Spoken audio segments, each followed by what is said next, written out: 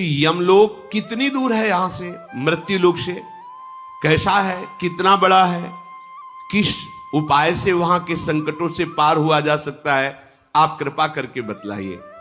मार्कंडेय जी ने कहा, धर्मात्माओं में श्रेष्ठ युधिष्ठिर, तुम्हारा ऐसा प्रश्न करना बहुत उत्तम है। ये बड़ी गोपनीय बात है। तुम ऋषियों का आदर करते हो, इसलिए मैं तुम्हें बता रहा हूं। यहां मृत्यु लोक से 86,000 योजन पर नरक विराजमान है। अब ऐसे मार्कंडेय जी कह रहे, गुप्त बात है, तुम संतों पर श्रद्धा रखते हो, इसलिए मैं तुम्हें बता रहा हूं। यमलोक 86,000 योजन, एक योजन 4 कोश। यमलोक का मार्ग 86,000 योजन है, और उस मार्ग में कहीं कोई प्रकाश नहीं, कहीं कोई जल नहीं, कहीं कोई वृक्ष नहीं, और आग जैसी तपती हुई भूमि है, केवल आकाश मात्र है। बड़ा भयंकर मार्ग है। और कितनी मिनट में इसको तय किया जाता है जानते? 2 घड़ी 48 मिनट। और मार पड़ती ऊपर से 48 मिनट में इतनी दूरी तय की जाती है। यातना देह, मरना है नहीं उस देह में। जैसे 5 भौतिक देह तो मर जाएगा, लेकिन यातना देह नहीं मरेगा। काट दोगे फिर भी नहीं मरेगा, काटा फिर जुड़ गया, फिर क्योंकि इसे भोगना है। बड़ा भयानक दुर्गम है। वहां ना कोई वृक्ष की छाया है, ना पानी है, ना कोई ऐसा स्थान है जहां बैठा जा सके। जीव को भारी कष्ट देते हुए ले जाया जाता है। यमराज की आज्ञा से भयंकर कष्ट देने वाले, एकदम कठोर स्वभाव वाले, चाहे पुरुष हो या स्त्री हो या बालक हो या बूढ़ा हो, जो यहां अपराध किया है उसका दंड भोगने के लिए उस जीव को वहां से ले जाया जाता है। जिन्होंने यहां पादुका दान की है, उत्तम साधन परायण जनों को जो दान किए, उनको पादुका दान, तो उनको पादुका मिलेगी उस रास्ते में। तपती हुई आग की तरह जो मार्ग की भूमि है, उसमें उनको पादुका मिलेगी। यदि वाहनों का दान किया है तो वाहन, छत्र का दान किया है तो छत्र, और यदि प्रकाश का दान किया है तो प्रकाश, अन्न दान किया है तो उसे आराम से बैठाल कर भोजन कराते हुए ले जाया जाएगा, तो जाएगा नरकई। यहां प्रकाश दान करता है, उसको मार्ग में प्रकाश मिलता है। जो यहां भोजन अन्न दान करता है, उसको अन्न मिलता है। और जिन्होंने यहां किसी को भरपेट भोजन नहीं पवाया, तो उसको भूख में, प्यास में, जैसे आपने यहां पौशाला खोल दिया, कोई पानी की व्यवस्था कर दी, सैकड़ों लगाए, पानी पिए, तो अगर बहुत ही पाप है, नरक जाना भी पड़ेगा, तो वीआईपी व्यवस्था आपकी रहेगी। नहीं होते जैसे वीआईपी लोग जाते हैं किसी छोटे मोटे अपराध या ऐसे, उसमें तो उनके पंखा भी लगता है, उनके लिए व्यवस्था वैसे, जो ऐसे तो फिर नीचे टाट बिछा है उसी में, वैसे अलग अलग व्यवस्था नरक में भी होती है।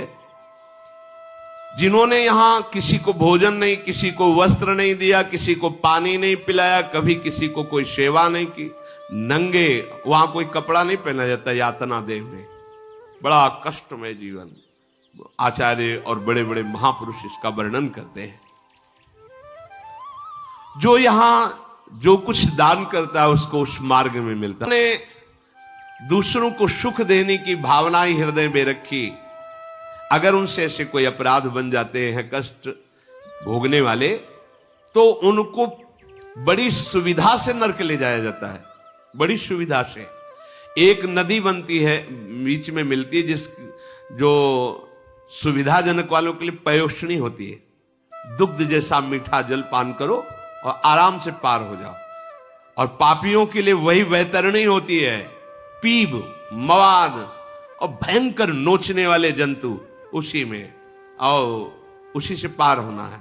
और यम के दूतों को तो पार नहीं हो, वहां सामने प्रकट हो गए, छोड़ दिया वैतरणी, वही मवाद पियो, और वो नोच नोच के काटते, अपार कष्ट भोगते भोगते फिर उससे निकाला जाता है। डरो इस बात से, इसीलिए सुना रहे, डरो। ये कोई हंसी मजाक नहीं, भोगना पड़ेगा, भोगना पड़ेगा। भगवान के वचन, अवश्य में भोक्तव्यम कृतम कर्म शुभाशुभम, और भगवान के वचन है, सर्वधर्मान परित्यज्य माम एकम शरणम व्रज अहम त्वाम सर्व पापेभ्यो मोक्षयिष्यामि। दोनों बातें हैं, निकल चलो, आओ। कोई ऐसा नहीं जिससे गलती ना होती हो, पर प्रभु अनंत माताओं जैसा दुलार करके कह रहे हैं, केवल मेरी शरण ले लो, मेरा नाम जप करो, मैं तुम्हें समस्त पापों से मुक्त कर दूंगा। ये युधिष्ठिर, प्यासे को जल पान कराना बड़ा अलौकिक माना जाता है, इसलिए अन्नदान, जलदान, वासदान, वस्त्रदान ये जो करते हैं तो उनके लिए वही वैतरणी पुष्पोदक बन जाती, भारी सुगंध, जैसे केवड़ा आदि डालकर सुगंधित मीठा जल ऐसे, और खूब स्नान करते, शीतल, कोई जंतु काटने वाला नहीं, वही नदी और वही पापियों के लिए भयंकर नदी बन जाती है, अमृत के समान मीठे जल में वो पार कर। जैसे इस प्रकार विधि पूर्वक जो अपने जीवन को ठीक से चलाता है उसको नरक जाना ही नहीं पड़ता। कुछ भी हो गया हो, हमारी बात मान लेना। जब संत मंडली जहां अजामिल रहता था उस नगर में पहुंचे तो कुछ लोग बहुत मजाकिया होते हैं, गांव में होते हैं, मतलब उनका दिन भर का काम ही यही होता है, खा पी के चौराहे पे बैठे रहना, जो फंसे उसकी हंसी मजाक कर, कुछ काम तो है नहीं, तो उनका काम ही होता है। तो संत जन मिले, उनका कोई उत्तम ब्राह्मण मिलेगा इस गांव में जहां हम भिक्षा ले सकते हैं। ब्राह्मणों को इसलिए पूछते थे कि मदिरापान, मांस त्याग, सत्कर्म में लगना, ज्यादा ऐसा भाव पहले ऐसा था। तो उन्होंने कहा हमारे यहाँ बहुत बढ़िया उत्तम ब्राह्मण है अजामिल जी, गांव के बाहर रहते हैं, और वैश्यागमन, हिंसा करना, मांस खाना, मतलब एकदम निकृष्ट गति को प्राप्त थे। तो एक बगीचा था सामने, वहां रुक गए।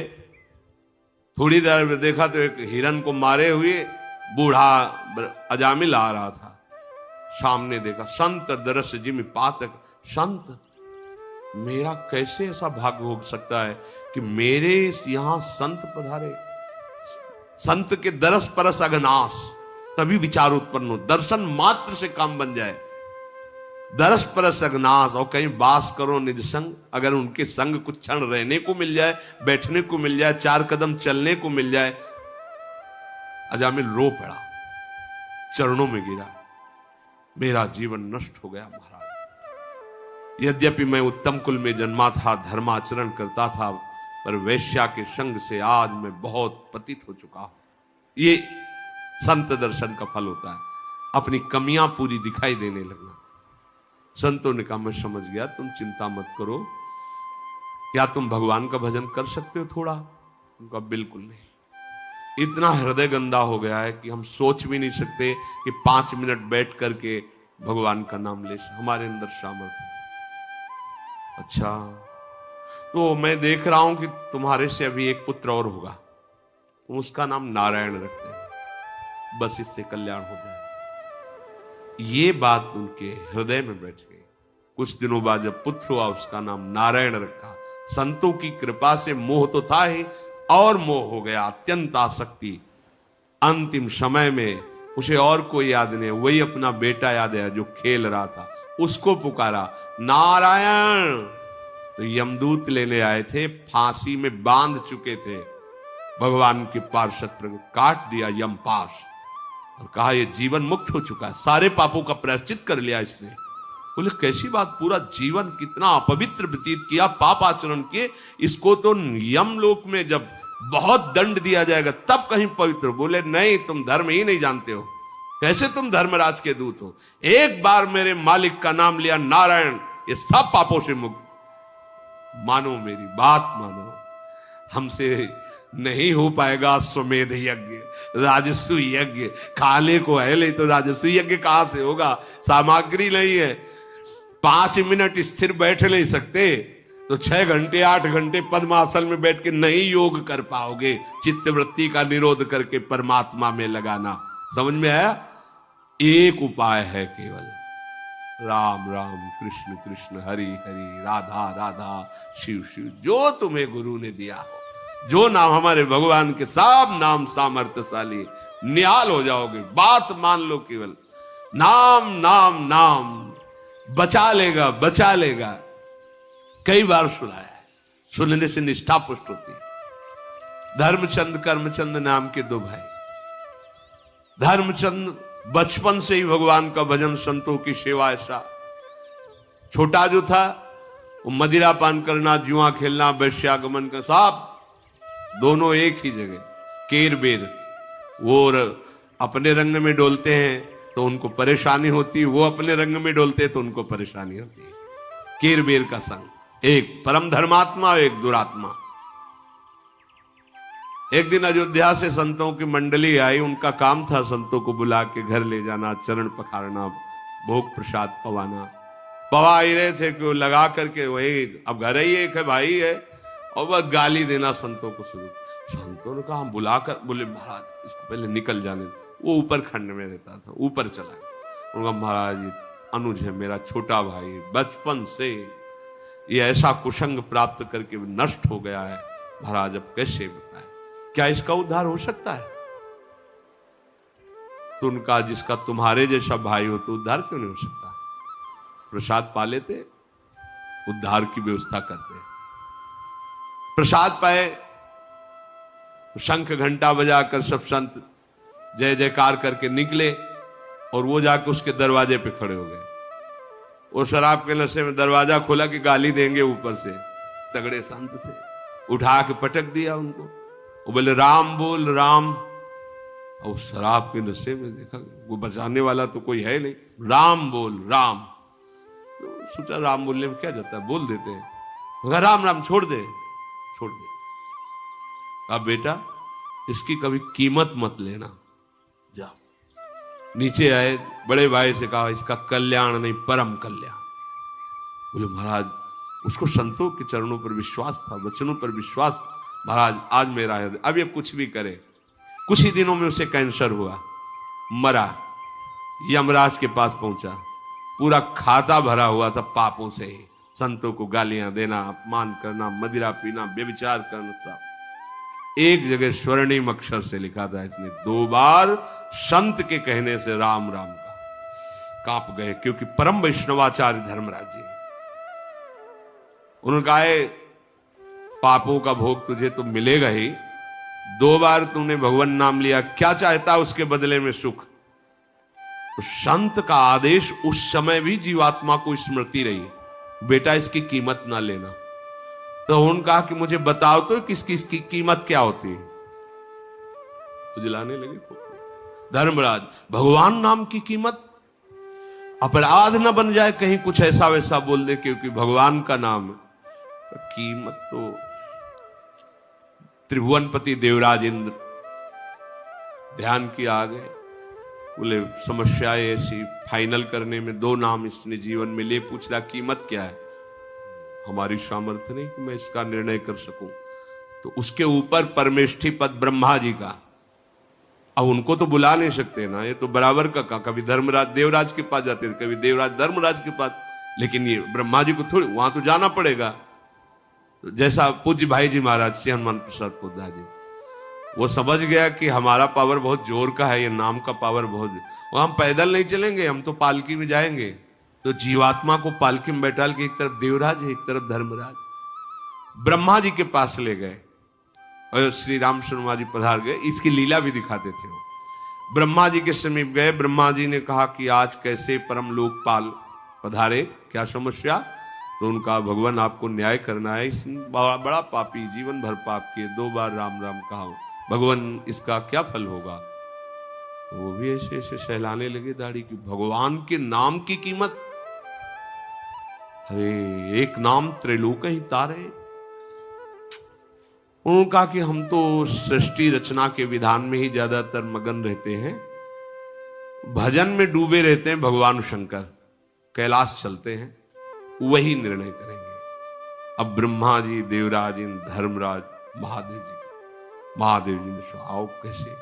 उनका भगवान ये 2 बार राम राम बोला, पूरा जीवन पाप किया, इसका क्या फल हो सकता है? भगवान शिव ने कहा कीमत फल में। रा कह के जहर पी गए, मां कह के आज तक गले में रुका हुआ है, वो गले में एक बूंद पानी नहीं रोक सकते तुम। अगर गले में रुका खांसी नहीं ले लेती, जहर पूरा रोक लिया, समुद्र मंथन का हलाल जहर। मैं उसी नाम के प्रभाव से काशी में मोक्ष प्रदान करता हूं, पर कीमत क्या है मैं नहीं जानता। बोले फाइनल कैसे हो? बोले वहीं चलो जिनका नाम है। साकेत धाम शिव ब्रह्मा धर्मराज देवराज इंद्र भगवान के दरबार में, जहां हनुमान जी चरणों को शैला रहे, भरत शत्रुघ्न लक्ष्मण और सियाराम सिंहासन पर विराजमान, आसपास बड़े बड़े महापुरुष भगवत प्रेमी महात्मा जन निहाल हो गए राम दरबार में प्रवेश। कैसे आगमन हुआ? प्रभु इसने 2 बार आपका नाम लिया है किसी संत के कहलाने से, जीवन भर पापाचरण किया। पूछ रहा कीमत क्या है? बोले उसको उठा के लाओ, हमारी गोद में बैठा। भगवान की गोद, भगवान ऐसे दुलार कर रहे हैं। कह रहे की कीमत तो मैं भी नहीं बता सकता, पर प्रभाव तुम देख लो कि कोई कितना भी बड़ा तपस्वी होता है, यह सौभाग्य नहीं प्राप्त करता। 2 बार नाम जप का मेरी गोद में, और तुम लोकपाल ईश्वर कोटि के हो, तुम्हारे द्वारा लाया गया, पर कीमत मैं भी नहीं बता सकता। कहूं कहां अलग नाम बड़ाई, राम न सकहि नाम। बिल्कुल सत्य, इसमें यह नहीं कि कोई अलंकारिक बात, सत्य। पाहन तर गए। हमारा हृदय कितना भी पापात्मा हो, यदि हम हरि हरि कृष्ण कृष्ण गोविंद गोविंद राधा राधा बोल, बिल्कुल संशय मत करो। तभी किसी ने कहा था एक बार राधा नाम के उच्चारण से कल्याण हो जाएगा। अरे जिनके नाम का यह प्रभाव, हरि रसना राधा राधा रट, यज्जापा सक्र गोकुल पते राकर्ष का तत्क्षणा, एक नाम श्री कृष्ण को अधीन कर लेगा। ये राधा नाम है। राधा राधा राधा राधा। तुम्हारी सदगति में संशय है, छाती तान के चलो, पर अपराध मत करो। नाम के बल पर पापाचरण मत करो। नाम की महिमा को कुंठित करने की कोशिश मत करो। अब लो नशानी, अब ना, अब तक गलती हुई, अब नहीं करूंगा। और नाम जप करो, इस लोक में और परलोक में आनंद मगन रहोगे। सच्ची कहते हैं, ये हम आपके विश्वास के लिए कहते हैं। जब हम अपने बल से खाने की कोशिश करते थे तो कई कई दिन भूखे जीवन गया। नहीं मांगेंगे किसी से, आकाश वृत्ति से जो आएगा देखेंगे। आज हम कई 100 की संख्या में है, कहीं मांगने नहीं जाया जाता। जो हमारी मधुकरी वृत्ति है, गांव में जाके कुछ रोटी मांग लेते, किसी से कहने की जरूरत नहीं। साथ का खान पान व्यवस्था वो कैसे चला रहे हैं, भुगते और दे ही न जाचही, पोषण भरन न चिंत कराएं, श्री हरिवंश विभव विलसाएं, वृंदावन की मान लीजिए आप, ये कोई चमत्कार नहीं, ये भरोसा है। तुम्हारे पास ऐसा धन है, राधा नाम, चाहे जितना खर्चा करो कमी होने वाला नहीं। पहले तुम्हारे पाप नष्ट हो जाने दो, चुप रहो, धैर्य पूर्वक जपो। भ्रमित मत हो कि अभी 2 महीना से जपा है, हमारे सामने कोई परिणाम नहीं आया। कोई परिणाम नहीं आया, लेकिन ऐसा परिणाम आएगा अगर बंद भी कर दो तो अब तुम्हारी दुर्गति नहीं होगी। शब्द याद रख लो। अरे 1000-2000 बार जप लिए ना, हम 2 बार की पूरी कसौटी की बात कह रहे हैं। भाई जी महाराज संपादक और प्रधान श्री जयदयाल गोविंदका जी, और वो एक ऐसा सब प्रश्न भगवान की ही महिमा का, लेकिन प्रेस के छापे में भी कभी कभी चूक हो जाती है। लेकिन भाई जी के संपादन कार्य में एक भी शब्द कहीं भी चूक नहीं, कोई भी चूक नहीं। बहुत सी वाणियों का स्वाध्याय बचपन से हुआ है, यही नशा ही था इस मार्ग में। तो ऐसा नहीं कि भाई जी कोई गप में लिख दिए ये बात नाम महिमा प्रकाशित करने के लिए, ऐसा नहीं, सत्य विषय है। और उसी बल से हम कहते रहते हैं, तुम कितने हो गए भगवत प्राप्ति के लिए, कितने हो गए तुम, क्या चिंता करते हो तुम। पर हमें तब परेशानी होती है जब इस ठेके के बाद भी आप अधर्माचरण के लिए उत्साहित होते हो, तब लगता है कि नहीं, एक सिद्धांत है, आज तक जो किया अब नहीं करेंगे तो पीछे का भस्म हो जाएगा। लेकिन आज फिर शुरू कर दिए नए कि नाम तो जपना ही है, तो कनेक्शन फिर पीछे का जुड़ जाएगा। तुम्हें पता नहीं, इसलिए हाय हाय मत जाता, तुम समझ नहीं रहे। अनंत जन्मों का हिसाब भस्म करने के लिए मार्ग, और तुम फिर मनमानी शुरू कर दिए, वो पीछे का जुड़ जाएगा, तुम हिसाब कभी नहीं भोग पाओगे। अगर हम ये सोचे कि हम अपने कर्मों को भोग लेंगे, तो सच्ची कहते हैं करोड़ों बार जन्म लेकर भोगे तो भी नहीं भोग पाएंगे, इतना स्टॉक जमा है। उसको तो केवल भगवान की कृपा ही भस्म करेगी। और वो भस्म करने का सिद्धांत है अवलो नशानी, अब ना आज तक किया अब नहीं करेंगे, बस माफ हो गया, पक्का समझ लो। उलट गए ना, भगवान देख रहे, क्षमा कर देंगे। पर ये जो चलता रहा कि सुना नाम की महिमा तो खुद दिन भर पाप करो, रात में राधा राधा कृष्ण कृष्ण। अब तुम जानबूझ करके विष पी रहे हो, पीछे का कनेक्शन जुड़ेगा, तुम्हें दंड मिलेगा। और इसका फल जो नाम जप कर रहे हो, ये दंड भोगने के बाद प्रकाशित होगा। काहे को बीच में कलंक डाल रहे हो? काहे को ये दुख भोगने का रास्ता कर रहे हो? जान रहे हो कि अभी तक सुख नहीं मिला, इसलिए अब होश में हो जाओ। नाम परम मंगल करने, इसमें दो बातें आंतरिक हैं।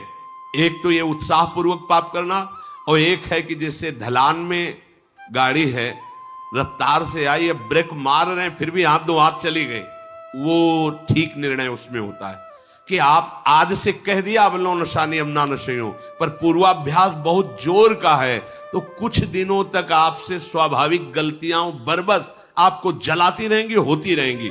उसका निर्णय ठीक होगा, उसमें ये नहीं होगा कि पीछे का जुड़ जाएगा। पर उत्साह पूर्वक नाम के बल से फिर वो नामापराध है, और फिर वो आपको बहुत कष्ट देगा। इसलिए सावधान पूर्वक जीवन बिताइए, और हर सुख प्राप्ति का एकमात्र उपाय राधा राधा राधा। श्री राधा वल्लभ लाल की।